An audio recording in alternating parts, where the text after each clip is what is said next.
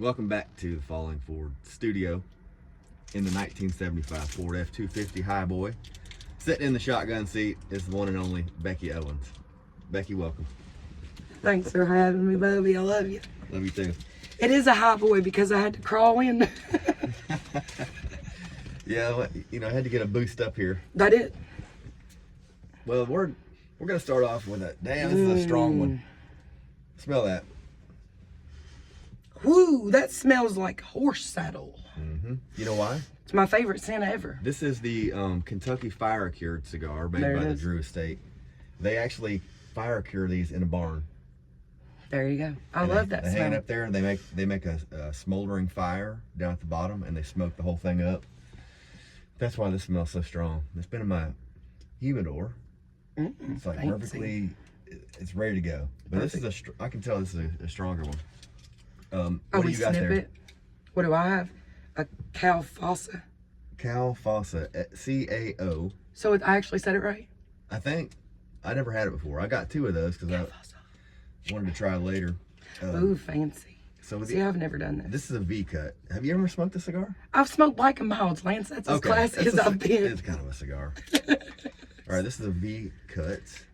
So you just take that, press it to the end, and then close it. Yeah, it's like, okay. Not a damn thing. Here we go. Wait. It takes a little finagling. Don't hurt yourself. See, that's good. Made a little bit. Oh, look at it.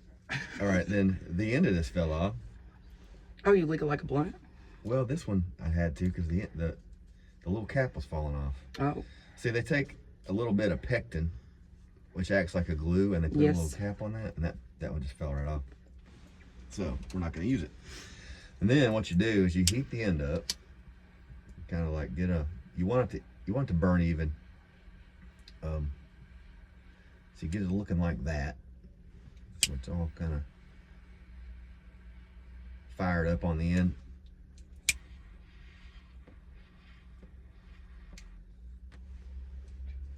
You do that. And sometimes I'll take a puff of air and I'll blow straight in the end. So, is yours all fired up? Yeah. Okay. So Becky, what brings you here? I inhaled. I told you I was going to. What I tell you, what brings you here You tell. is the history that we have together and the friendship that we've gotten through the years. You know, it all started with music. Yes. It all started with music. Beautiful thing, Lance. And so the first time we met was over there at, it used to be called the Richmond Beer House in Richmond, Kentucky. And now it's switched to Hair of the Dog House. Yes. But they also, like, when they first started up, they were hosting an open mic. And that's where I was going to that open mic. I would write a new song and I'd go up there and try it out. But this is really before I started gigging hardcore and getting out there and trying to do the thing. And then one day, I was up there. James Reed used to go up there a lot too, and James and I were up there singing, and he's like, I guess you were there one day, and did you guys go to school together or something like that back in the day? Known him since freshman year of high school. Okay. Never forget him. He made me laugh. So he and I, we did a lot of touring together and stuff like that early days. I nailed it again. Yeah, try not to inhale up. What you want to do with this is you want to experience the flavor of it. So this right here, I can tell this one is a sweeter This cigar. has a cherry taste. A cherry taste? I feel like can we switch them? Switch.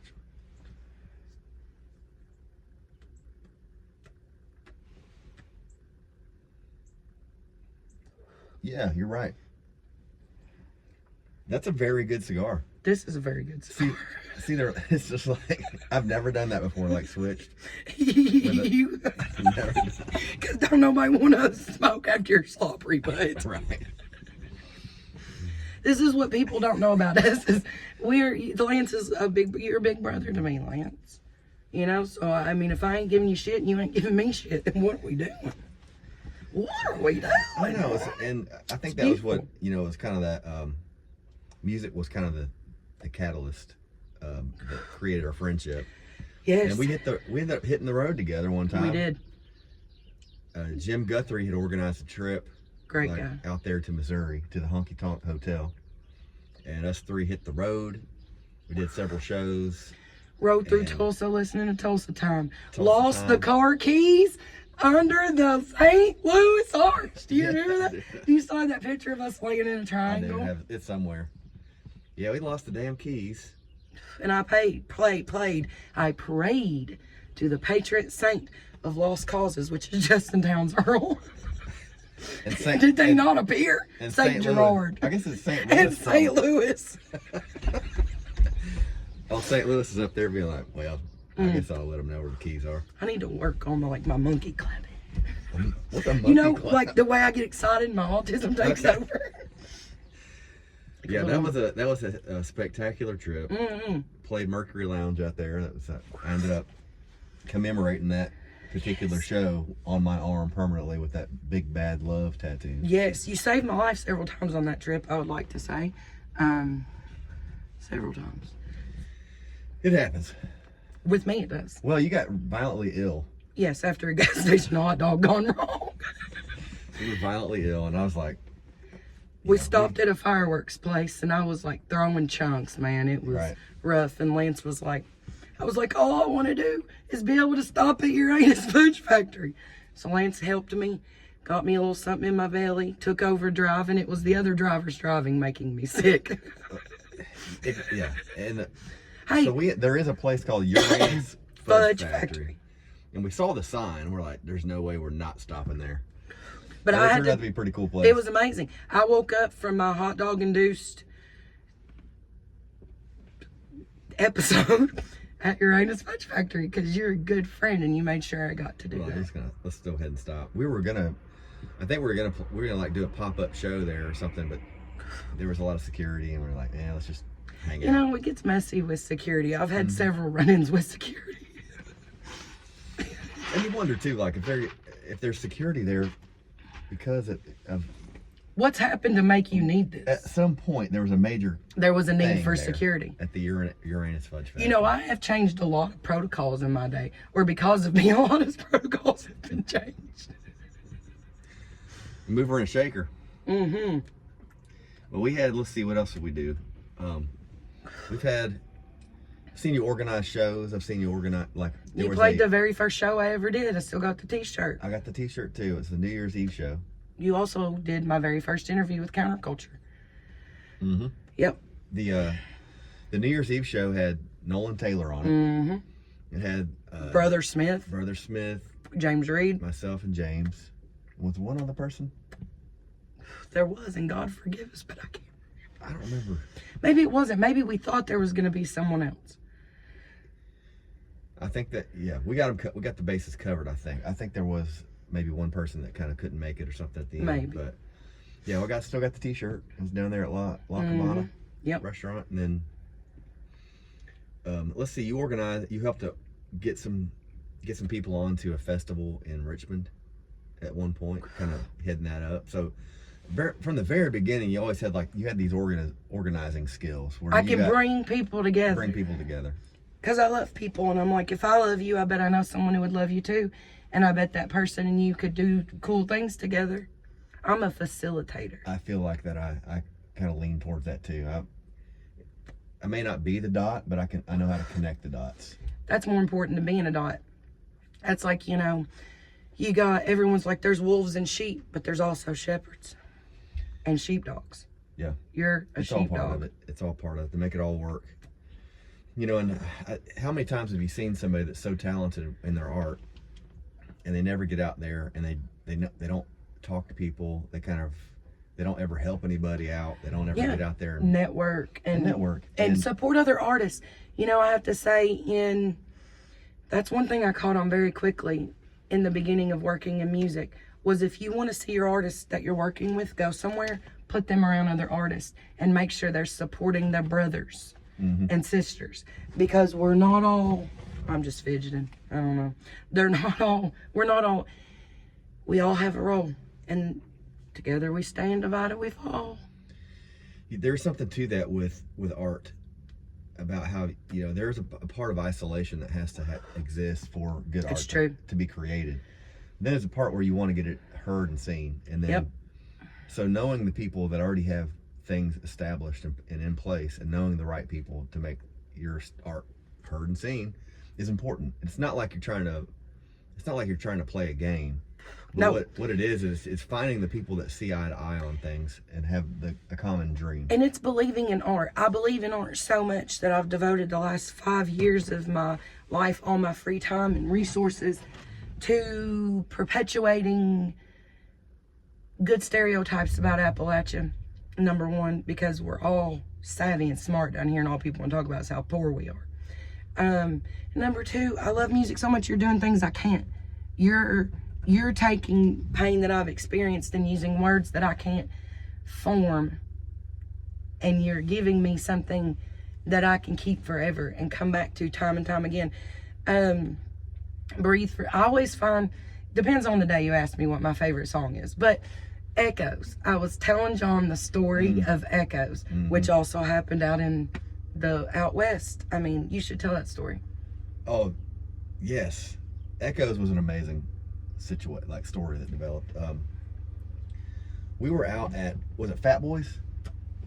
We were walking, Amy Tabai. We were at her. She had a venue out there one time. It was kind of a roadside, or kind of a roadhouse. True, exactly. It was an authentic roadhouse, and I'm so there for that. So we went out there, and there wasn't a whole lot of people there at first. So we're kind of setting up for the gig, and Becky passes this poster on the wall, and it was a missing persons poster.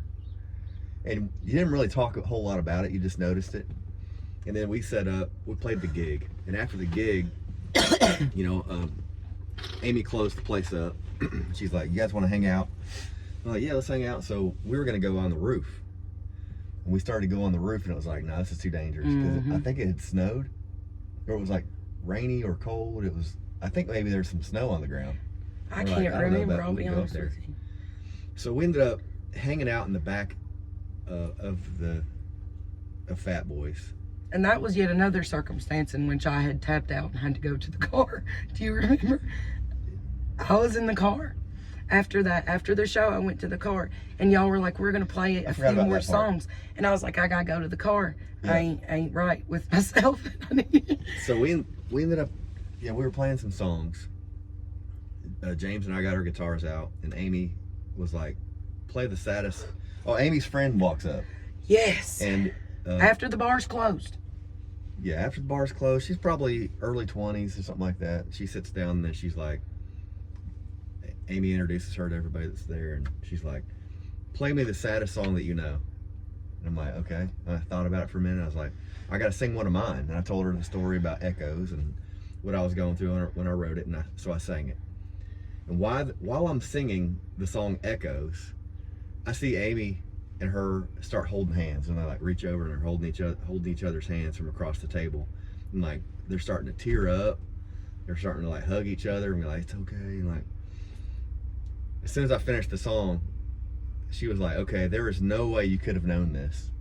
She's like, "My aunt Echoes has been missing, and they can't find her, and there's a reward. They think that they don't know. They didn't know where she was. Anyway, that was the missing persons poster that you saw when we walked in. And her name was Echo. Her name was Echo. So I was singing the song that I wrote called Echoes, and her aunt who was missing was named Echo. There's no way we could have known it to happen. But the weirdest stuff happens to us, though. It's, God's way of leaving us a trail of breadcrumbs, letting us know we're doing it right. I think so.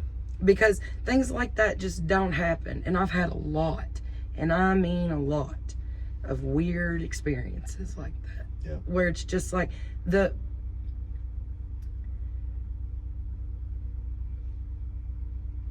I don't know if you'll use this or not. We might need to ask Cody Lee Meese, but my son and his dad graduated rehab together. The same rehab on the same day. We did not know this. I look over, there sits Cody Lee Meese. Yeah. We go to introduce his dad and my son, and his dad says, "Oh, your son was my mentor the whole time I was here. Me and him already knew about this." Wow. What are the freaking odds of that? Yeah. And it was a really special moment for me and Cody as friends, just to have the comfort of someone who we've been around a lot and who knows our struggles. Cody knows the struggle of my son. You know, that's been, you do, readily apparent, which is just not things I talk about publicly. That's why I was like, I don't know if we can use this, but well, that is one real, of those. It's real though. Other people, if we decide to keep that in there, it is real. There's other people that relate to that. Well, yeah, and I've suffered tremendously, like a lot of us have in life. And music has never left me when everyone else has.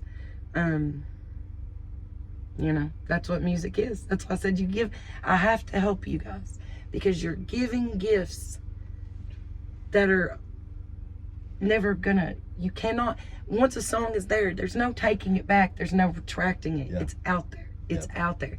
And it's gonna touch people and bless people and motivate people and inspire people and piss people off maybe in ways and that is really freaking cool, because your voice is forever heard.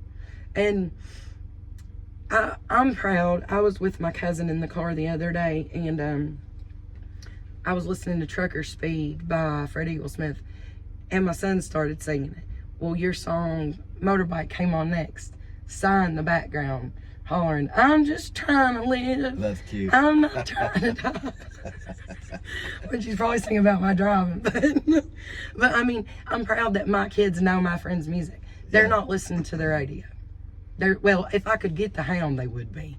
Or there are good local stations, just not where I'm at. But I'm proud that my kids are, like, Cody Lee's dad played his music for the guys in the rehab, and my son was like, that's my mom's friend. That's how they figured it out. That's awesome. Yeah. Because I used to send him Can't Never Could all the time. I'm like, life's hard, buddy. Yeah. It ain't just been hard for us. It's hard for everybody. Sometimes we make it a hell of a lot harder than it has to be. Mm-hmm. And Cody's music, it really is, there's so many anthems for recovery in his songs, and kind of just being real. It's like Ben Todd, he is real, and I like that. I like that a lot. You know, a lot of people hate sad songs. I've not always loved sad songs, but they serve their purpose, because sometimes we're hurt so bad we can't cry. But if you turn on the right song, you're going to wreck it. Yeah. I was talking with Daniel Kane about that the other day, and I was like, dude, I said, here's where I'm at right now with songwriting. I get in these moods where I'm like, okay, I want to write a song. I sit down and I'm like, every once in a while I get inspired and I'll write something. Like Golden Hour, I wrote that. That was great. A while back, and it was like, it was 15-minute, 20-minute song. Other times I'm sitting down and I get in the mood to write a song, and I sit down and I just lose my inspiration. And I told Daniel, I was like, man, I think it's just because I'm not that sad right now. I was just going to ask you, I was going to be like, do you think love and happiness helps music? And I'll be honest with you, I don't know that it does. I don't know that it doesn't. But I know anytime I've ever written anything that mattered and was good, I was shook the hell up. Yeah. I'm also kind of, you know, I've had relationships before where I'll go to write a song and it's like, no, I just really don't apply. I don't know if this is gonna. Yeah. This is how I feel right now, and so I something that really holds meaning for me, and I want to put it in the song. I want to make sure it's all right, and I want to write just a generic love song. I want to write something unique. And, yes. So I kind of hold off on that. I don't have a whole lot of love songs. Lipstick's kind of one. And you know, but then again, it's attached to something that like I don't really want to sit around and dwell on. Exactly. And so you got to be careful with that. You do, because your thoughts create your reality, and you must be very careful where you put your thoughts. Yeah, and you're exactly right. And so that's why I'm careful with writing a song, because you can manifest stuff. Heck, by writing a song. And it can be good. It can be good. Yeah, and until I realized, you know, I was always one of those people, don't say that. Don't say that. That might happen. And then I realized, well, shit, if you can say something bad and it happened, you can say something good and it happened. Because it's that polarity and it's that balance in life. You just have to realize, as much negative as you can speak and speaking positive's easier. I love, especially with people I don't like, to big them up and talk good about them. It makes me feel good. It does. Because I know it'd piss them off. I mean, maybe that's a petty reason, but I'm doing right. My reasons for it don't matter. It's also, you know, biblical. It's kind of a good thing to do. And what it does, You know, it says that when you don't return evil for evil, it kind of like builds up fiery coals on their head. Oh, you heap them on their head, yes. Yeah, it's like they don't know what to do. They want to have more fuel to fight you with. And when you're you not remove it. It's like that's how you beat a narcissist. You remove your attention. People want a response. If they are trying to piss you off, they are doing it because they want a response. Right. I don't have time to participate in that. My own life keeps me plenty busy. Mm-hmm. Yep. And if I'm in a situation where, and I've been this way for a long time. If you know that if I'm pissed off about something, you may not realize it right away. I realize it, just so you know. I just I have to keep it in, because I also have a side of me that, like, I don't want to let it out. Same. And sometimes I do let it out. And over the last several years, I've like really slowed down on drinking. I used to be a heavy social drinker, and then I got to where I was like, this doesn't serve me, because I'm starting to say things, clothe the truth in love. I was not clothing the truth in love. I was using the truth in a way that it was going to hurt people. So I had to stop. Right. Because that's mean. That's not nice. I've had a lot of people hurt me with the truth, and they didn't have to hurt me with it. They could have presented it to me in a way that would have made me feel more uplifted and supported. Yep. And I've learned that. And words carry a lot of weight. Hell yeah. And I still remember things that people said to me that I don't know that I'll ever forget, that are painful. And, yes. Even though we've had, it's water under the bridge now, and we've had conversations where we smooth things out. Certain people, it's just like sometimes as a person that deals with like anxiety and depression, if I'm in a mood, those words will come straight back out to the top of my brain, and I'll think about it, and it kind of puts me back. Yeah, it does. So it's not healthy to do that. It's like I heard an illustration one time about when you hold like grudges against people and things like that. It's kind of like carrying a sack of rocks around with you. Yeah. Everything that anybody's ever done wrong. You're giving them a free ride. You're carrying that weight. And it's like, there's no sense in that. There's not. It's freedom to forgive. Yep. Forgiveness sets you free. And it doesn't, I mean, in my personal opinion, I don't think your motives of forgiveness matter. If I'm forgiving you for myself, that's good for me. If I'm forgiving you because I love you and care about you, that's good for us. Mm-hmm. It doesn't matter. Just forgive and move on, because you can forgive too without condoning what has been done. That is the biggest lesson I've learned in the last several years, is I can still love you and forgive you whether you're sorry or not. Mm-hmm. I can just come to terms with whatever the situation was. It was meant for my good. It's up to me to pull the good out of it. And there's been a lot of things that I've been extraordinarily hurt by that was very good for me and turned out to be even better for me than I initially realized. Mm-hmm. Which is great. It's like this truck right here. If it's got some damage on there, it may not interfere with the way that drives. It's there, but you can also restore it back.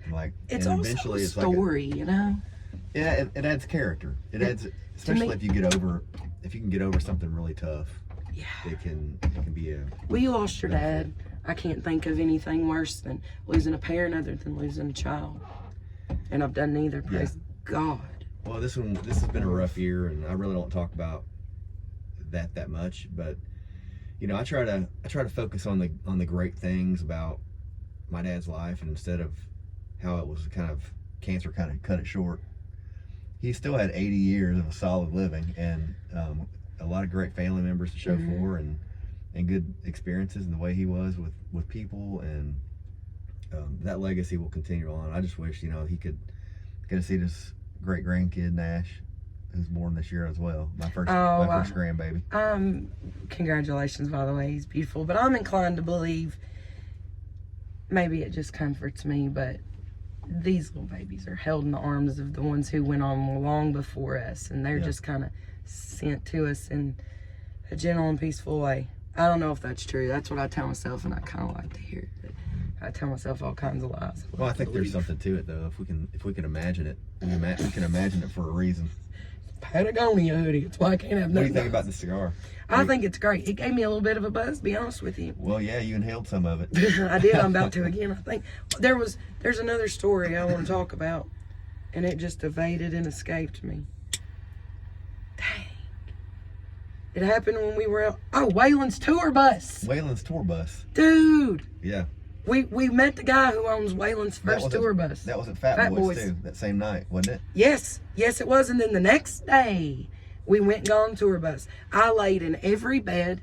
Yeah. I touched everything. Y'all, we went, there's a guy that owns Waylon Jennings' first tour bus, and he got it at an auction, and he kind of suspected it was a Waylon's tour bus, but he didn't have proof of it until after he bought the thing at auction for hardly anything at all, it sounded like, because it needed a lot of restoration. And as he was digging into it, he ran the numbers on it, and sure enough, it was his very, very first tour bus. So we got to get on this thing and walk around in it. And there were beer cans, and I put my mouth on and drank. Like I've essentially kissed Waylon Jennings. I'd like to get that. Like the old ones from the 70s. And so we ended up we shot a couple videos, which if you get on YouTube and search Lance Rogers, Waylon Jennings, Are they on? it'll pop up there. Yeah, it'll pop up. I got a bunch of videos and stuff from that particular day. I would love to have, because you know the phone I was using at that time was destroyed, and I lost, gosh, so many valuable things. I lost your interview. Yeah, it's devastating. Yeah, it's devastating. I lost a bunch of stuff one time. When I was first writing songs, I lost all of my original notes that I kept on my phone. Ooh. Now pen and paper. If I got a really good idea, I'll write it down. Yes, but I think, but you know, is anything really lost? Do we really lose anything we're supposed to have? I think, I feel like there is something to the fact that we lose things that we're supposed to lose. Yep. You know, relationships are like that too sometimes. And you look back on relationships, you're like, at the time, you're like, man, this is true love. And then all of a sudden it's like, it's not. No, now I see why things didn't work out. And then you play it forward. But there's still something, I'm a very sentimental person. So I'll go back in my mind's eye and think about things and be like, man, if I would have just done this or said this different or whatever. But you can't do that. And this part of the show is falling forward. So it's like, we take out the good pieces of when we were low. Yep. We learn from it and we move on. Yeah. So applying in conclusion, lessons. we're about 30 minutes here. This is usually about the time when I have a hard time uploading it. Like if I go over like 30 minutes. But just like to say, I've attempted to blow smoke bubbles the whole time because I worked all summer trying to blow them. Can you blow them? Let's blow one together. It's in the throat. How do you do it? You talking about smoke rings? I ain't got shit. You're about as good as me. I can't do it. Let's not go pro. We'll try it again. Keep writing songs. That's what your niche is. So if I gotta title this thing. What do you want your episode to have the title of? Because Echoes. Echoes? Okay. Because my life as your friend was a brand new life when you started getting a brand new life. And I feel like I hear echoes of you. You're a wise guy, and I've always told you, like, I go to you for advice because you're level-headed and you're wise and you're not rash. Mm-hmm. I'm rash and not always level-headed. And I sometimes speak from emotion, not my head. So words you said to me echo in my mind because you've always given me solid advice, whether I liked it or not. Well, but it always helped me. Hopefully it's helped you, and hopefully it continues. And the fact that you've gone through a lot, you opened up to me about it, and we've had great conversations, and we both go. That's the thing is, we all go through hardships in life, and it's just a matter of how we deal with it in the long run. And sometimes it's easier said than done. It makes me a lot more empathetic, and I show a lot more grace because life humbles me every time I take a notion to need it. So I've been real careful to not take many notions anymore than need it. So I'm very empathetic. When I see someone fall, I'm inclined to help them up and not laugh at them or kick them while they're down. Mm-hmm. That's the best way to be. Yeah. Well, Becky, I appreciate you coming in here, and we could probably talk for 3 hours solid. We could. Give me a hand hug. Easy. No, yes, this hand. What? This no, one? wait. How do you do that? Oh, like that? Okay. Yeah, That's a first for the show. Heck yeah. And Kentucky Fire Cured cigars by the Drew Estate are excellent. This is a great one. This is a sweet, kind of a sweet cigar. And Cal Fossa. Cal Fossa. My very first one. I even inhaled it and it was smooth. It really did have a cherry kind of effect, kind of an after. Instead of taste. Jerry Garcia, they could name it Cherry Garcia. Cherry Garcia. I'm pretty sure there's a Ben and Jerry's. It's a Ben and Jerry's. They'll never know. What could this one be? This smells like straight up Quarter horse. like a horse barn. Yeah. I love that smell. It smells like That's a horse the barn. smell of my childhood. I grew up on a farm, and I can remember getting off horses, hosing their backs down after you take the saddle off, and their sweat smells sweet. Maybe there's a little bit of horse in here. There's I hope probably a not, little but- thoroughbred in all of us. Well, we're Kentuckians, so you never know. Love you, Lance. Thanks for Love having you me too. on. And we'll see you soon, everybody. Make sure you subscribe, make a comment, like if you wanna see a certain cigar or a certain person on here in the future. Let me know, And and held it again. we'll keep the interviews going and keep the Smoke rolling. the smoke rolling. And don't ever, my cigar reviews are basically just a way to keep the conversation rolling. It's true. But also, I do want to get better at this. So let me know in the comments like what you think about Kentucky Fire Cured by the Drew Estate and Cal Fossa. Fossa. Like Mufasa. Cal Fossa. Cal Fossa. Cal Fossa. I don't even know where that's from. See, I'm going with Mexico. Mexico. It sounds Mexico. It's probably like Nicaraguan or something. Nicaragua. Like most of the tobacco that we smoke in here is from Nicaragua. Cool. And Most of the tobacco I smoke comes from the holler right up next to mine. I'd say so. Devil's lettuce. Hey, rabbit backer. All right, we'll see y'all.